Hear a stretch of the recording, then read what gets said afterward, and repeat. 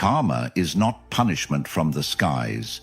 It's cause and effect, multiplied over time. And whether or not you believe in it doesn't matter. It's happening. Have you ever heard of the man who cheated his business partner out of millions, only to lose everything in a lawsuit 5 years later and end up bankrupt, divorced, and alone? Have you ever watched a liar rise to power, charm his way into success, only to be exposed years later in public disgrace, cancelled and ridiculed? What about the bully from your high school, who laughed, humiliated others, and walked like he owned the world, only to be working a dead-end job now, overweight, broken, forgotten by everyone? Or the man who always helped people, even when no one noticed, then one day gets a life-changing opportunity from someone he helped years ago without expecting anything in return? You've seen it. Maybe it's even happened to you. Today we're looking at the laws that govern reality. The laws that determine whether you break through or stay stuck. The laws that decide whether your pain has a purpose or if it's just your permanent address. Those laws are the 12 laws of karma. And once you understand how they work, your life will never be the same again. Number 1. The law of cause and effect. Every single choice you make, yes, everyone, plants something in the ground of your future. Most people treat life like a slot machine, throwing in coins of effort here and there, pulling the handle of hope, and expecting jackpots in return. But karma doesn't work like that. Karma is arithmetic. It's results, inputs, outputs. If your life is chaotic, unstable, full of betrayal, disrespect, and aimlessness, it's not bad luck. It's cause and effect. You tolerated a lie, and now you're in a world where truth feels blurry. You compromised your values, and now your own standards mock you every time you look in the mirror. You said yes when your gut screamed no, and now you're surrounded by people who don't respect your time or your worth. This law doesn't care about your intentions. It rewards what you do, not what you meant. That's the brutal beauty of it. It's fair. You show up late. It gives you results that reflect inconsistency. You avoid difficult conversations. It gives you unresolved tension. You chase validation. It gives you people who dangle approval like a carrot and withdraw it when you don't perform. You want different? Then give different. This isn't about performing kindness so you can manifest better outcomes. This is about becoming someone who is congruent. If your actions and your beliefs are in conflict, karma will reward your actions. You can't meditate your way into respect if you keep entertaining people who mock your peace. You can't affirm your way into wealth if you spend your free time numbing yourself with entertainment instead of building something real. Ask yourself, what am I tolerating that I wouldn't advise someone I love to tolerate? That's where your karmic correction starts.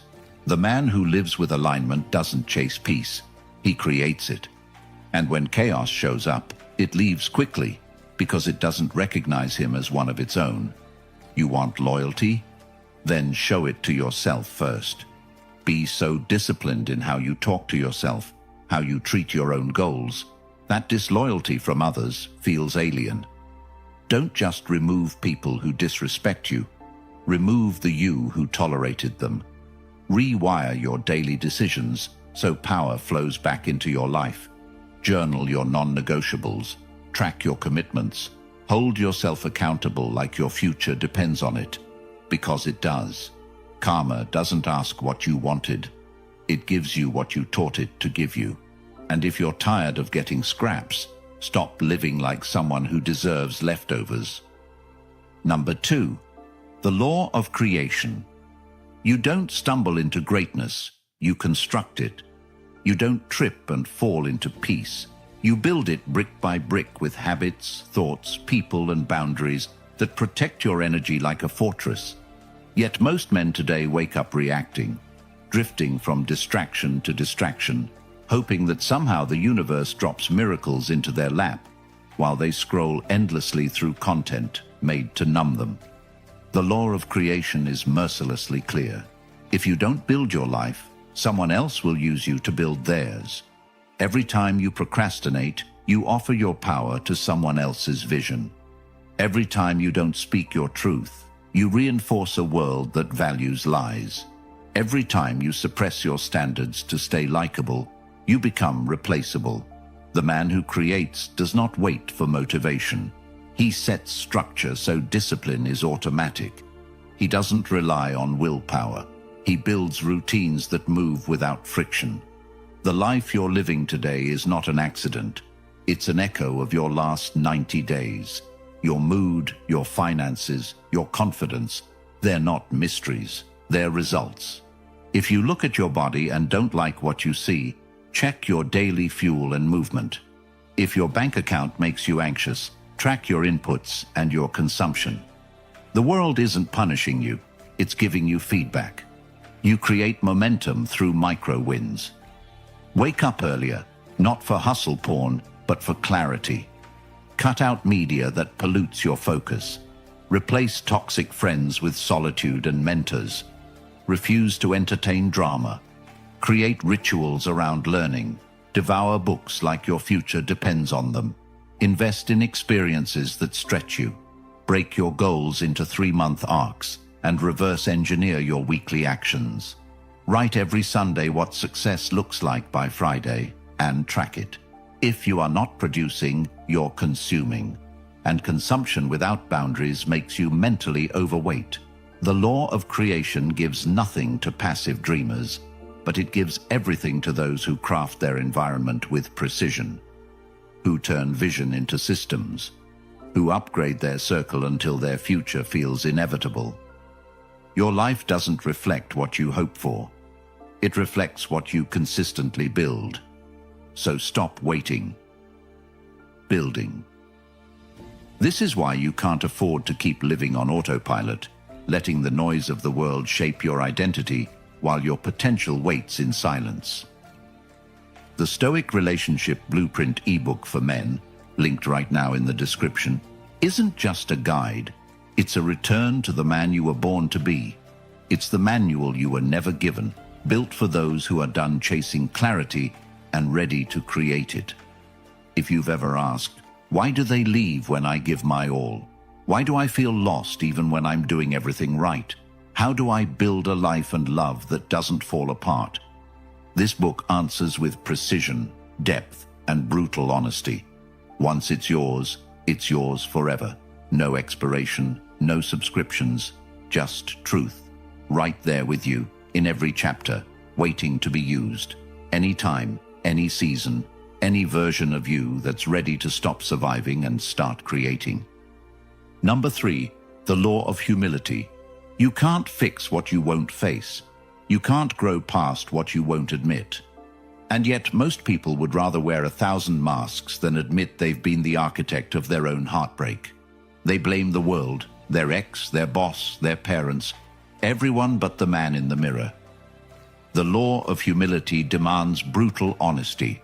That means admitting that the reason your relationships fail isn't just because she was toxic, but because you ignored the flags.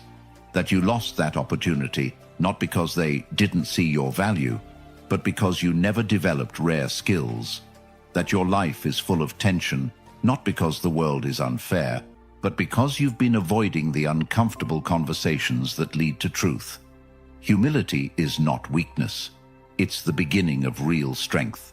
The strong man says, I created this mess, and now I'll clean it. The weak man keeps posting quotes hoping the pain disappears. Take inventory. What are the truths you've been dodging? The weight you said you'd lose but haven't? The side hustle you keep talking about but never started? The toxic person you said you'd cut off but still entertain? Write them down. Now write why you haven't done it yet. Be surgical. Name the lie you keep telling yourself. I don't have time. Really? Or have you just been escaping responsibility with entertainment? I'm waiting for the right moment. No, you're afraid of failing publicly. I just want peace. Yet you create drama by not setting boundaries. Once you tell the truth, everything changes. Because clarity kills excuses. Humility isn't about shame, it's about strategy. When you face your flaws head-on, you disarm them. When you admit the weakness, you take its power. When you stop pretending, you start transforming. True humility makes you a student again, and students grow, they learn, they improve, they outlast the prideful. You want to evolve? Then shatter the ego that says you're already doing your best. You're not. None of us are. And the moment you accept that, real growth begins. Number 4, the law of growth. No matter where you move, what you change, how far you run, if you haven't dealt with the root, the weed will grow back. Men everywhere chase new cities, new women, new jobs, new hobbies, new therapy terms they saw on Instagram hoping to escape themselves. But the harsh truth is that you can't outrun the man you are when you're alone with your thoughts. You take your habits, your fears, your ego, your insecurity, your broken discipline and unresolved childhood validation issues wherever you go. Your new relationship becomes your old one in disguise because the wounds never healed, just temporarily distracted. You're still the same man hiding behind slightly better clothes, slightly higher income, slightly more polished words. But growth doesn't happen in surface changes. It happens when you sit alone with your pain, identify its origins, and actively replace your patterns with better systems. This law doesn't coddle, it confronts. If your default reaction to criticism is defensiveness, you haven't grown. If your first instinct in conflict is to raise your voice or shut down, you're operating from wounds, not wisdom. If you're waiting to feel ready before making a leap, you'll live and die in the waiting room of life. Growth demands discomfort. You don't grow by reading quotes or listening to motivational speeches. You grow by confronting your triggers, holding eye contact with your fears, and forcing your body and mind to do the work even when the dopamine is gone. Growth doesn't feel good because it's change. It's choosing to stay at the gym when your ego says you're not making progress. It's sticking with your commitment when your brain screams to quit. It's rewriting a message before you send it because your old self wants to be petty and your new self is committed to peace. Growth is cleaning your room when no one is watching. Growth is choosing silence over insult. Growth is saying no to a woman you know is bad for your peace, even if every part of your body craves her validation. Growth is not sexy. It's discipline in the dark. The reward, freedom, emotional independence, peace that isn't tied to approval, confidence that isn't shaken by rejection. Stop asking for life to be easier. Start asking for the strength to endure it. Ask yourself, where am I still reacting like the man I used to be? And then correct it. Not tomorrow. Now. Because your future self isn't waiting at some distant finish line, he's built in the choices you make today. Number 5, the law of responsibility. The hardest pill for a man to swallow is this: everything in your life is your responsibility, even the things that weren't your fault. She cheated? Your responsibility. Why? Because you saw signs and ignored them. You compromised boundaries. You stayed after the first betrayal. You thought love could change chaos. You stayed silent when you should have spoken up. Your finances a mess? Your responsibility. No one taught you financial literacy? Doesn't matter. Learn, study, fix it. Your body out of shape? Nobody told you how to train? Then get online, find mentors, stop making excuses, and fix it.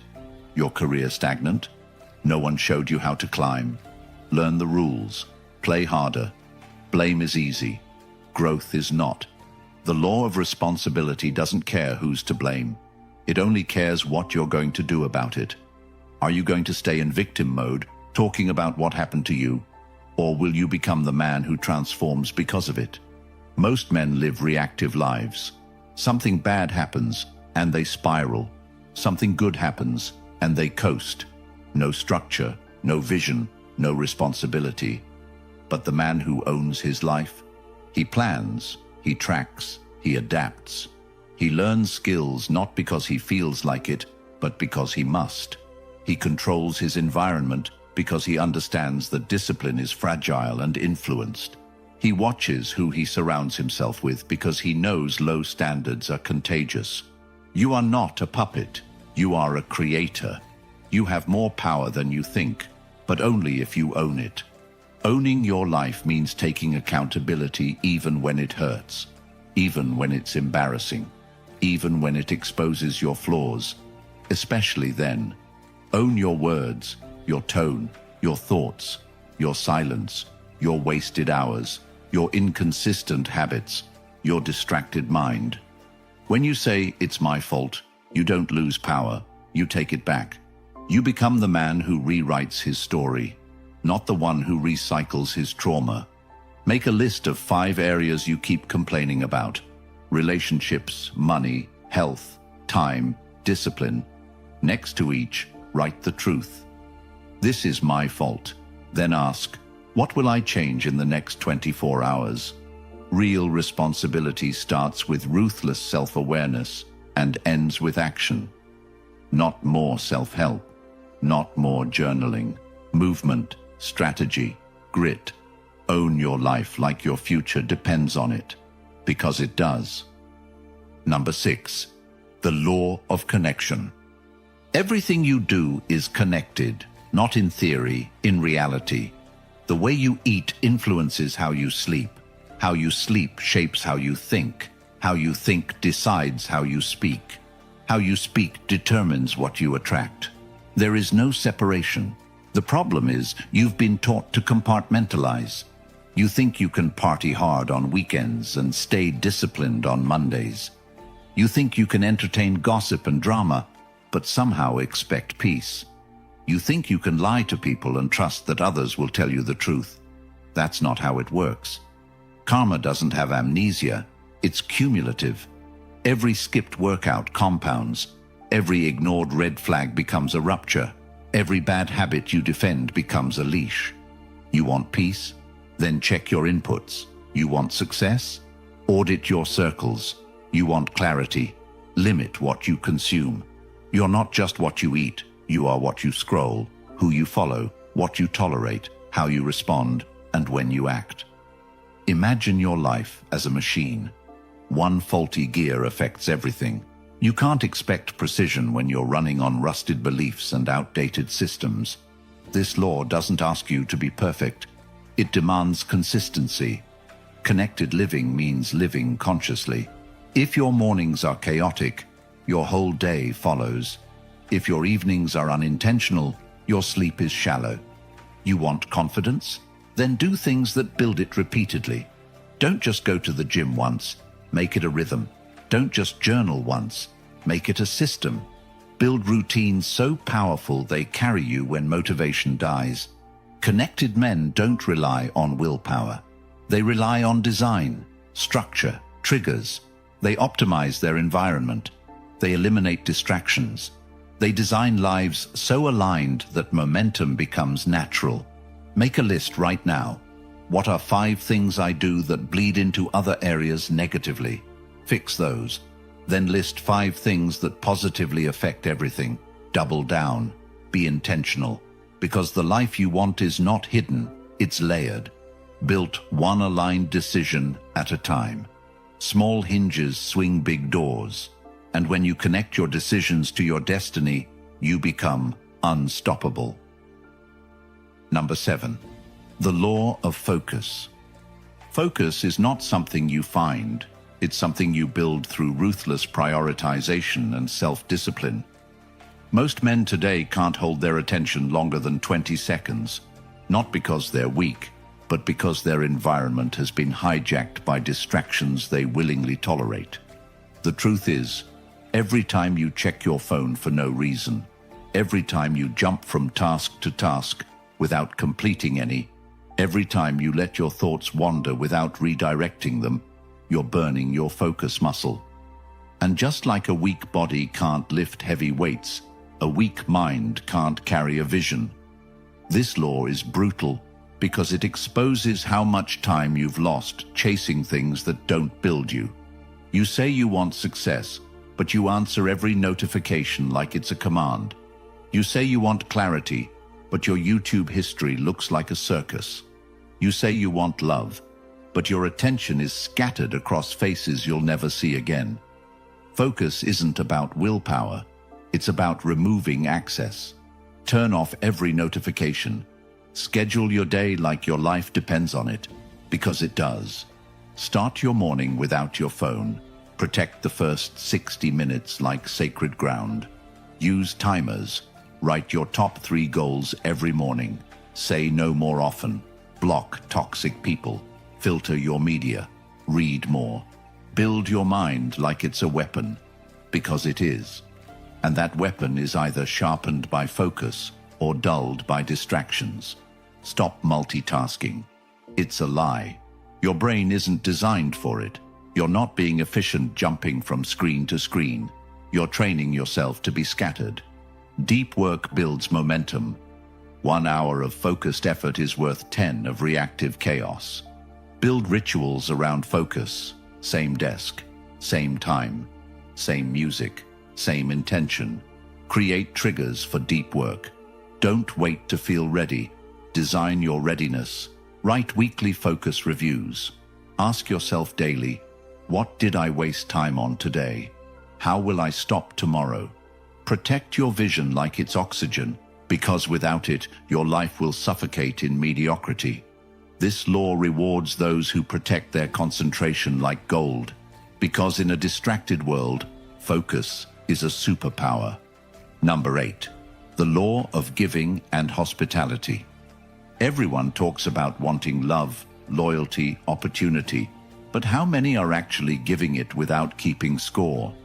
The law of giving is not about pretending to be generous to look good on social media. It's about becoming someone so full of purpose, value, and direction that giving is your default, not because you expect something in return, but because that's who you are. Most people are transactional without even realizing it. They give compliments, hoping for validation. They offer help, hoping for praise. They show up only when they know they'll be seen. But the man who understands this law doesn't wait for recognition. He operates from abundance. He gives energy, knowledge, respect, service, and kindness as a reflection of his internal standard. He gives not to please others, but to please his own character. And paradoxically, this kind of giving attracts more than any manipulation ever could. But here's the catch. If your giving is weak, inconsistent, or performative, you'll attract the same kind of inconsistent and selfish people. That's karma. You want loyal friends? Be fiercely loyal. You want better conversations? Ask deeper questions. You want more opportunities? Offer value where others don't. Host without expecting reciprocation. Support without complaining. Give without resentment. Create content. Share insights. Help someone climb. Mentor someone stuck. Build bridges. Not because you're a doormat, but because you know your giving comes from strength, not scarcity. And yes, you'll be taken advantage of at times. That's life. But don't let that poison your spirit. Set boundaries, not walls. Learn to discern leeches from allies. Give where it grows, not where it drains. Hospitality isn't weakness, it's leadership. It's holding space so others can rise too. And guess what? The universe notices. Not instantly, not always visibly, but behind the scenes, your energy sets the stage. Your character becomes your calling card. And one day, when you need it most, the doors open, the support appears, the path lights up. Not because you begged for it, but because you became someone worthy of it. That's the law. That's the power. Number 9, the law of here and now. You are living in a memory or a fantasy, and it's stealing everything real from you. The law of presence is the most violated rule in modern life, and it's the one silently destroying your ability to feel, love, grow, and achieve.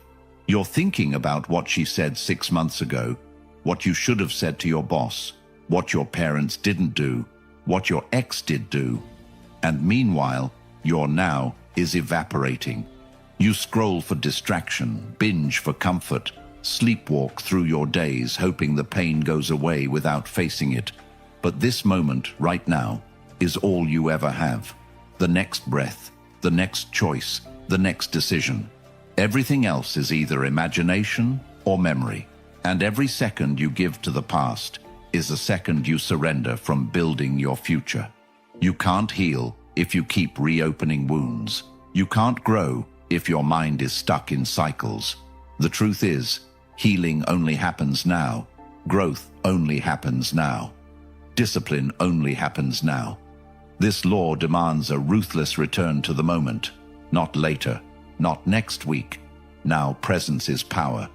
It's sitting with discomfort instead of escaping it.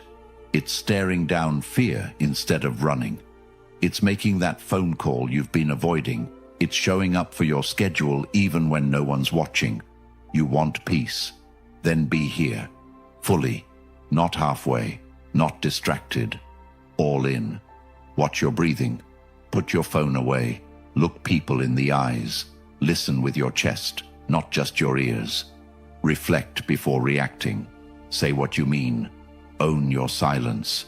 Honor your time. And when thoughts pull you into regret or anxiety, bring yourself back by anchoring into action. Fold your clothes. Clean your space. Write your thoughts. Move your body. Cook your food. Stay grounded in the now, not because it's trendy, but because it's necessary. This is where your power is, not in overthinking what went wrong, not in worrying about what might go wrong, but in building what must go right. Be here. Everything you want is built from now. Number 10, the law of change. If you keep living the same cycles, reacting the same way, loving the same type of emotionally unavailable people, tolerating the same disrespect wrapped in different faces, then life will continue to hand you the same lessons until you finally decide to become someone who no longer fits that old pattern. And here's the part most people don't want to hear. The universe does not reward intentions, affirmations, or wishes. It rewards new standards that you enforce with unbreakable consistency. Meaning, the reason you're still stuck is because you're still tolerating something deep down. You know you've outgrown. And this law slaps hard because it's not about the world changing. It's about you becoming unrecognizable to your past, about you outgrowing the need to prove yourself to people who never saw your worth, about you no longer needing to be understood by those who only understand comfort and chaos. It's about deciding today, not next year, not when you're ready, but now, that you will never again choose a version of life that insults your soul, and that's going to cost you, yes, comfort, familiarity, social approval, temporary pleasure, but you will gain sovereignty, clarity, momentum, and a future that doesn't look like your past. And the way you enforce this is simple, not easy, but simple. Every time you feel the urge to return to old patterns, pause, reflect, then act like the man you are becoming, not the one you used to be. Every time you feel fear rise when a new opportunity presents itself, choose courage, not perfection, not procrastination, but bold movement. Start small. Say no when you used to say yes, just to be liked. Wake up on time, even when your bed begs you to stay. Go to the gym, not just to look better, but to prove to yourself that you can follow through and make a list. 3 beliefs that no longer serve you, then destroy them, literally. Write them down and burn them if you must. Then replace them with actions, not mantras. And when people try to drag you back into your old story, don't argue, just outgrow them. Build so silently and powerfully that your new results make explanation irrelevant. And remember, growth feels like grief at first. You're not just evolving, you're burying the man who survived, so the man who thrives can rise. Number 11, the law of patience and reward. We live in a world where everything is instant, fake, surface deep, and built to distract you from your long-term potential by seducing you with short-term pleasure. And the man who masters patience becomes a giant in a world of emotional toddlers, because while others are scrolling, clicking, binging, quitting, he's building silently, stacking habits, compounding discipline, and making delayed gratification his superpower. But the reason this law hits hard is because it will test you beyond your limits. It will delay your results. It will frustrate your ego. It will make you question your value. And that's exactly the point.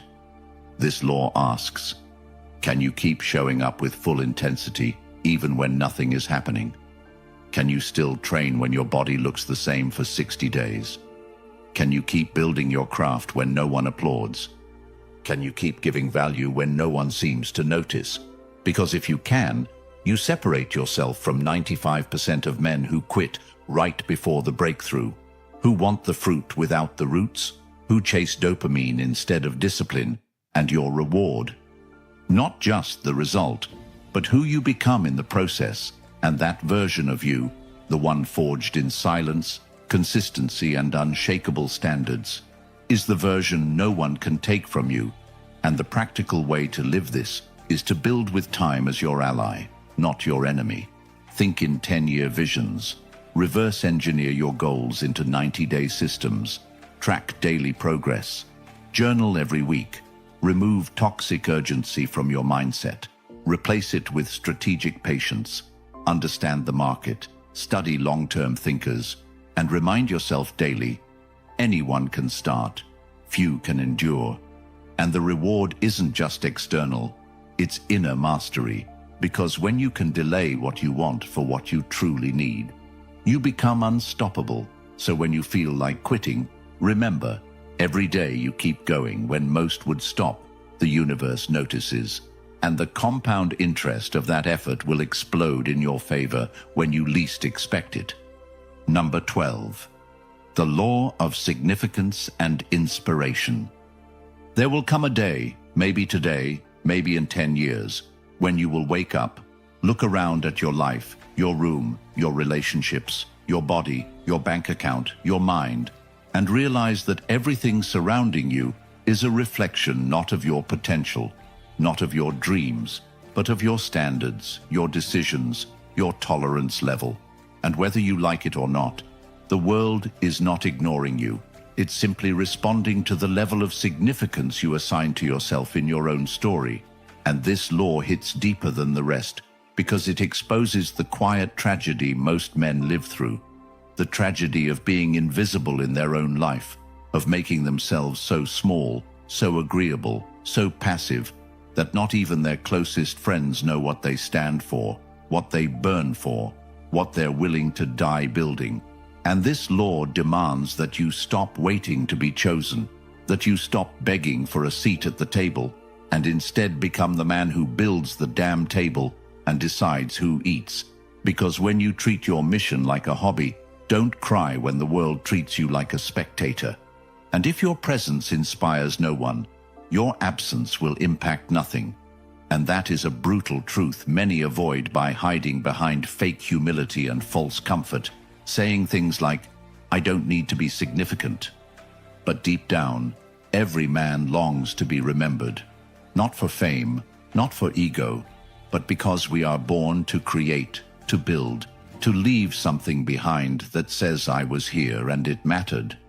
And the reason your relationships feel shallow, your days feel dull, your goals feel pointless, is because you've disconnected from your deeper why, from the fire that made you dangerous to mediocrity, and you've been slowly drifting into the gray zone of existence where nothing hurts too bad but nothing excites you either.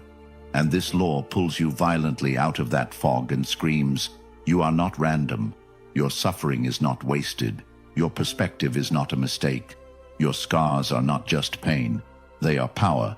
But only if you dare to alchemize them into value for others, because your life has two timelines, one where you shrink, blend in, self-abandon, and die with a whisper, and one where you rise, speak truth, live fully, and leave echoes behind that others will walk with long after you're gone.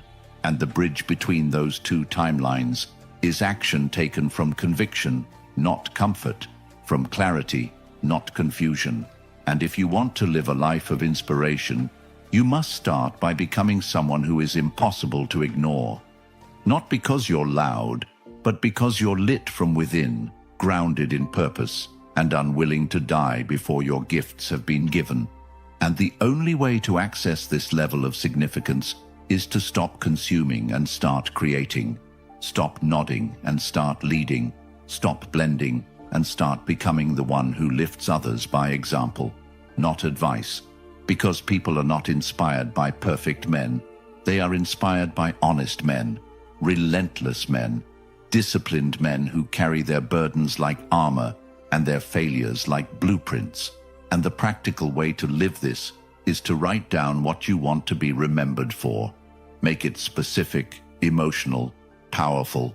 Then reverse engineer that into actions you take every week, whether that means sharing your story, building a business, mentoring someone lost, writing that book, speaking that truth, showing up for your kids, defending the weak, honoring your word, facing the demons your father never did.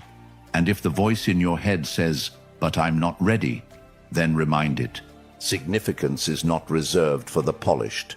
It is created by the committed, and the world doesn't need more perfect men. It needs more real ones who carry meaning like a sword and wield it for good. So build your life like it's your last chance to matter, because one day it will be. And when that day comes, and your story is told by the lives you've touched, the men you've inspired, the legacy you've carved through pain and persistence, make damn sure they say, "He lived like he meant it." The Stoic relationship blueprint for men is the most powerful tool you'll ever own if you're ready to reclaim control over your life, your peace, and your path forward. Because once you understand yourself, no one can use confusion to control you again. This isn't just about relationships. It's about building unshakable clarity, enforcing standards with confidence, and finally becoming the man who never chases because he chooses. It's linked in the description right now, and it will be yours for life. Every strategy, every principle, every truth you were never taught. Get it before comfort convinces you to delay again.